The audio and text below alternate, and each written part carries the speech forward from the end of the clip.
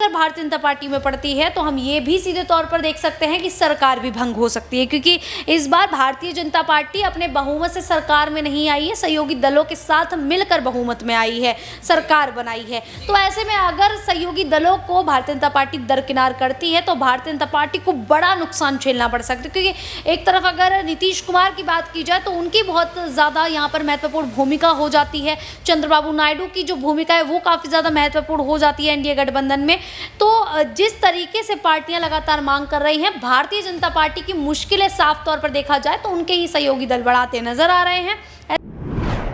नमस्कार, मैं आश्रुति वोहरा और आप देख रहे हैं नेक्स्ट टाइम न्यूज। आपका बहुत बहुत स्वागत हमारे इस खास प्रोग्राम देश की सच्चाई में। बात करने जा रहे हैं उत्तर प्रदेश की और उत्तर प्रदेश में मौजूदा मुख्यमंत्री योगी आदित्यनाथ की, क्योंकि सवाल अब इस बात पर है कि बीजेपी आला कमान आखिर कब वो निर्णय लेगी और योगी आदित्यनाथ को अपनी गद्दी से हटा दिया जाएगा। कारण ये बनता है क्योंकि लोकसभा चुनाव में योगी आदित्यनाथ की पार्टी यानी भारतीय जनता पार्टी ने उत्तर प्रदेश में बुरी हार का सामना कहीं ना कहीं किया था। मात्र 33 सीटों पर बीजेपी इस बार सिमट कर रह गई थी, लेकिन अब सवालों का दौर इस बात पर है कि उपचुनाव में आखिर उत्तर प्रदेश में बीजेपी का क्या प्रदर्शन रहने वाला है, क्योंकि 9 सीटें कहीं ना कहीं भारतीय जनता पार्टी अपने नाम लिखने की कोशिश कर रही है। मात्र केवल 1 सीट एनडीए गुट में बांटने का प्रयास कर रही है, लेकिन तब भी एनडीए गुट के तमाम नेता, तमाम मंत्री, तमाम मुख्य कहीं ना कहीं मुख्य सीटें मांगते नजर आ रहे हैं, अधिकतम सीटें मांगते नजर आ रहे हैं, ताकि चुनाव में, उपचुनाव में अपनी एक जो प्रस्तुति है उसको बेहतर कर सके। योगी आदित्यनाथ के खिलाफ इस वक्त उन्हीं के नेता हैं, उन्हीं के मंत्री हैं, यानी एनडीए में अंतरकलह जो है इस वक्त बढ़ती नजर आ रही है। चाहे केशव प्रसाद मौर्य को ले लीजिए, चाहे अनुप्रिया पटेल को ले लीजिए, चाहे ओपी राजभर के बारे में बात कर लीजिए, चाहे बृजभूषण शरण सिंह या अपर्णा यादव को ले लीजिए। भारतीय जनता पार्टी और एनडीए के तमाम नेता, तमाम मंत्री खुद योगी आदित्यनाथ के खिलाफ एक खुला मोर्चा खोल रहे हैं। तो सवाल अब इस बात पर है कि क्या योगी आदित्यनाथ के खिलाफ ये खिलाफत का मोर्चा क्या उनके लिए, उनकी राजनीति पर एक बड़ा प्रभाव आने वाले समय में डालेगा, और बीजेपी आला कमान क्या योगी आदित्यनाथ पर, उनकी रणनीतियों पर सवाल उठाकर, और जिस हिसाब से तमाम समीक्षा बैठकों में योगी आदित्यनाथ से सवाल पूछे गए कि भारतीय जनता पार्टी की आखिर उत्तर प्रदेश में क्यों हार हुई, जिसका एक भी मुख्य कारण योगी आदित्यनाथ देते नहीं नजर आए थे। इस वक्त यूपी में क्या स्थिति बनेगी और आने वाले समय में यूपी चाहे उपचुनाव के लिए देख लीजिए, चाहे यूपी विधानसभा चुनाव के लिए देख लीजिए, क्या रणनीति बीजेपी बनाएगी तमाम विपक्षी दलों को एक हाथ लेने की, इसी पर चर्चा करेंगे। हमारे साथ इस वक्त शालिनी मौजूद है। शालिनी, देखिए क्या स्थिति आप देख रही हैं। अगर आपसे यही मुद्दा, मैं अगर इसी मुद्दे पर आपसे कहीं ना कहीं बात करूं कि योगी आदित्यनाथ जो मुख्यमंत्री की गद्दी पर हैं, लेकिन खुद मुख्यमंत्री की गद्दी पर बैठकर इस वक्त आश्वासन में नहीं है कि क्या उपचुनाव में जीत दर्ज कर लेंगे। 9 सीटें अगर आप देखें शालिनी, तो कहीं ना कहीं 9 की 9 सीटें भारतीय जनता पार्टी इस बार अपने खाते में रख रही है, और मात्र 1 सीट कहीं ना कहीं जयंत चौधरी को दी जा रही है। लेकिन अभी भी इस पर कोई औपचारिक मोहर नहीं लगी, क्योंकि भारतीय जनता पार्टी ने अभी तक अपनी सूची नहीं जारी की है। क्या लगता है, जब प्रत्याशियों की सूची कहीं ना कहीं अगर चुनाव के तहत नजर आती हमें दिखेगी, तो क्या स्थिति आप देख रही हैं? क्या भारतीय जनता पार्टी अपने निर्णय में बदलाव लाएंगी? भारतीय जनता पार्टी की ओर से अभी तक इस बात का ये ऐलान नहीं हुआ है कि वो 9 की 9 सीटें अपने पास ही रखेगी, लेकिन ऐसा सूत्रों के हवाले से ये जानकारी सामने आ रही है कि भारतीय जनता पार्टी 10 सीटों में से 9 सीटें अपने खाते में ही रखना चाह रही है, जो सहयोगी दल हैं उनको नहीं देना चाह रही है। और बात की जाए सहयोगी दलों की, तो यहाँ पर कई ऐसे दल हैं जो लगातार उनसे मांग कर रहे हैं इन 10 सीटों में से सीटों की। अनुप्रिया पटेल हैं, वो 1 सीट की मांग कर रहे हैं, जयंत चौधरी 2 सीटों की मांग कर रहे हैं, यहाँ संजय निषाद जो हैं वो 3 सीटों की मांग करते हुए नजर आए, ओम प्रकाश राजभर 1 सीट की मांग कर रहे हैं। तो अब अगर देखा जाए तो सहयोगी दल ही लगातार मांग करते नजर आए। ऐसे में भारतीय जनता पार्टी अगर सभी को सीटें दे देगी तो आखिरकार भारतीय जनता पार्टी के पास कितनी सीटें बचेंगी, कितनी सीटों पर वो चुनावी मैदान में उतरेगी। वहीं एक बड़ी खबर सामने आ रही है कि संजय निषाद जो है वो अपनी पार्टी के चुनाव चिन्ह से 2 सीटों पर उम्मीदवारों को मैदान में उतारेंगे।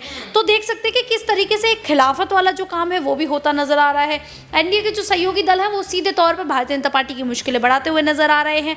अब ऐसे में भारतीय जनता पार्टी अगर संजय सिंह को 1 सीट दे देती है और 9 पर वो खुद उतरती है, तो यहाँ पर ये देखा जा सकता है कि बाकी जो सहयोगी दल हैं वो बगावत करते हुए नजर आ सकते हैं और एनडीए गठबंधन का साथ छोड़ते नजर आ सकते हैं। हाँ, तो जिस तरीके से भारतीय जनता पार्टी जो है वो जयंत चौधरी को एक सीट देने की बात कर रही, तो ऐसे में एनडीए गठबंधन में फूट पड़ जाएगी। और ये जो फूट है ये अभी अगर भारतीय जनता पार्टी में पड़ती है तो हम ये भी सीधे तौर पर देख सकते हैं कि सरकार भी भंग हो सकती है, क्योंकि इस बार भारतीय जनता पार्टी अपने बहुमत से सरकार में नहीं आई है, सहयोगी दलों के साथ मिलकर बहुमत में आई है, सरकार बनाई है। तो ऐसे में अगर सहयोगी दलों को भारतीय जनता पार्टी दरकिनार करती है तो भारतीय जनता पार्टी को बड़ा नुकसान झेलना पड़ सकता है, क्योंकि एक तरफ अगर नीतीश कुमार की बात की जाए तो उनकी बहुत ज़्यादा यहाँ पर महत्वपूर्ण भूमिका हो जाती है, चंद्रबाबू नायडू की जो भूमिका है वो काफ़ी ज़्यादा महत्वपूर्ण हो जाती है एनडीए गठबंधन में।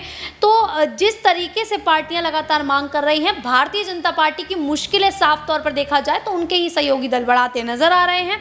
ऐसे में भारतीय जनता पार्टी को काफ़ी ज़्यादा सोच विचार करना होगा, क्योंकि यहाँ पर अगर वो एक भी गलत कदम या एक भी गलत फैसला लेती है तो सहयोगी दल उनका साथ छोड़ते हुए जल्द ही नजर आएंगे, क्योंकि पहले से ही ये कहा जा रहा है कि इंडिया गठबंधन की ओर बढ़ते हुए नजर आ सकते हैं अनुप्रिया पटेल, केशव प्रसाद मौर्य। लगातार अनुप्रिया पटेल जो हैं वो सीधा भारतीय जनता पार्टी पर सवाल दाग रही हैं और सबसे पहले अनुप्रिया पटेल ने ही आरक्षण का मुद्दा उठाया था।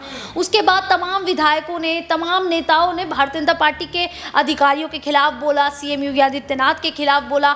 तो देख सकते हैं कि पार्टी की जो स्थिति है वो बहुत ज़्यादा कमज़ोर पड़ चुकी है। ऐसे में इसका पूरा फ़ायदा जो है वो समाजवादी पार्टी उठाती हुई नज़र आएगी। तो इसीलिए सीएम योगी आदित्यनाथ को जो भी निर्णय लेना होगा, या भारतीय जनता पार्टी के जो बड़े दिग्गज नेता हैं वो जो भी निर्णय लेंगे, उत्तर प्रदेश में काफ़ी सोच समझ कर सीटों का बंटवारा करना चाहिए, जिससे सहयोगी दल नाराज होते ना नजर आए। अगर वो दो भी नहीं तो एक एक सीट हर दल को देते हुए नजर आ सकते हैं। एक एक सीट हर एक दल को देते नजर आ सकते हैं, लेकिन योगी आदित्यनाथ की छवि पर इस वक्त तमाम बड़े सवाल हैं। केशव प्रसाद मौर्य को लेकर अगर बात कर ले शालिनी, इस वक्त उत्तर प्रदेश के डिप्टी सीएम हैं, लेकिन डिप्टी सीएम की गद्दी पर रहकर भी अगर आप देखें तो योगी आदित्यनाथ के खिलाफ बड़े बयान हाल ही में देते नजर आए थे। साफ तौर पर कहते नजर आए थे कि इस वक्त बीजेपी की हार जो उत्तर प्रदेश में हुई है उसकी कहीं ना कहीं बड़ी वजह है योगी आदित्यनाथ और उनकी रणनीतियां। संगठन सरकार से बड़ा है। दूसरी ओर अगर अखिलेश यादव की बात कर लीजिए तो सेंधमारी करने के पूर्ण प्रयास करते नजर आ रहे हैं। केशव प्रसाद मौर्य को एक तरह से कहें तो उनको प्रस्ताव देते नजर आ रहे हैं, उनको ऑफर देते नजर आ रहे हैं कि आप आइए हमारे साथ पार्टी में शामिल होइए, 100 विधायक लाइए। केशव प्रसाद मौर्य अगर बड़ी वजह बनते हैं कल को अंतरकलह की, तो क्या लगता है तमाम जो ये चेहरे हैं इस वक्त एनडीए में, क्या केशव प्रसाद मौर्य का रास्ता फॉलो करते नजर आएंगे? क्या लगता है? केशव प्रसाद मौर्य आम चुनावों के नतीजों के बाद से ही सीएम योगी आदित्यनाथ के खिलाफ मोर्चा खोले हुए हैं।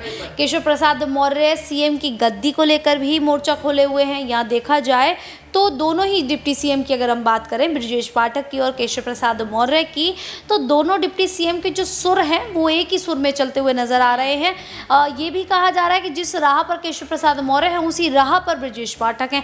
जहां केशव प्रसाद मौर्य प्रयागराज की बैठक में शामिल नहीं होते तो लखनऊ की बैठक में या ब्रजेश पाठक शामिल नहीं होते। वहीं अनुप्रिया पटेल भी अपने पति के साथ जो है वो योगी की जो कैबिनेट की बैठक होती है, जो भी बैठकें होती हैं वहाँ पर वो जाती हुई नजर नहीं आती हैं। तो ऐसे में डिप्टी सीएमओ का इस तरीके से बगावत कर देना भारतीय जनता पार्टी को काफ़ी ज़्यादा कमज़ोर कर देता है। और केशव प्रसाद मौर्य सीएम की गद्दी को लेकर यहाँ पर अगर देखा जाए तो ये सब कुछ करते हुए नजर आ रहे हैं। ऐसा विपक्षी पार्टियां जो हैं वो लगातार कहती नजर आ रही हैं। अभी केशव प्रसाद मौर्य ने हाल फिलहाल में ही राजभर से मुलाकात की, इससे पहले भी उन्होंने मुलाकात की थी। तो इस पर जो समाजवादी पार्टी के विपक्षी नेता हैं वो ये कहते नजर आते हैं, समाजवादी पार्टी के नेता, कि दोनों ही यहाँ पर ये कह सकते हैं कि लगातार बड़े पदों की मांग कर रहे हैं। शायद इसी के चलते मुलाकात करते हुए नजर आ रहे हैं।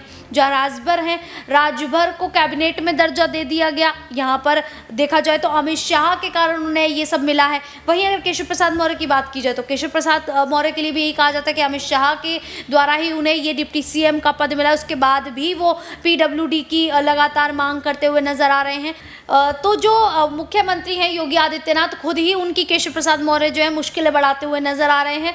तो अब यहाँ भारतीय जनता पार्टी को यही सोचना होगा कि जो जिम्मेदारियाँ प्रभारी के तौर पर आपको दी गई हैं, अलग अलग सीटों पर यहाँ योगी आदित्यनाथ को मिल्कीपुर का प्रभारी कहीं ना कहीं बनाया गया, जिम्मेदारी दी गई, कटहरे की जिम्मेदारी उन्हें दी गई है, क्योंकि मिल्कीपुर पर इस बार प्रतिष्ठा की बात आ जाती है। अगर योगी आदित्यनाथ को मिल्कीपुर की जिम्मेदारी दी गई है तो भारतीय जनता पार्टी को उन पर भरोसा है, शायद इसीलिए उसकी जिम्मेदारी दी गई है। और कहा यह भी जा रहा है कि मिल्कीपुर पे अगर भारतीय जनता पार्टी जीत जाती है तो अयोध्या की हार का जो बदला है वो पूरा हो जाएगा। वहीं अंबेडकर नगर सीट पर भी बात की जा रही है कि केवल मिल्कीपुर से ही नहीं, अंबेडकर नगर पर भी जब वो जीत दर्ज करेंगे तो यहाँ पर जो भारतीय जनता पार्टी की हार जो फैजाबाद में हुई है, अयोध्या में हुई है, उसका बदला जो है वो पूरा होता नजर आएगा। आशु, बिल्कुल, कहीं ना कहीं जो बदला है वो पूरा होता जरूर नजर आएगा, क्योंकि भारतीय जनता पार्टी लोकसभा चुनाव में जिन मुख्य सीटों को हारी थी, जिसमें फैजाबाद की सीट सबसे ज्यादा चर्चा में थी, क्योंकि अयोध्या कहीं ना कहीं जो है वो फैजाबाद के अंतर्गत आता है। और अयोध्या में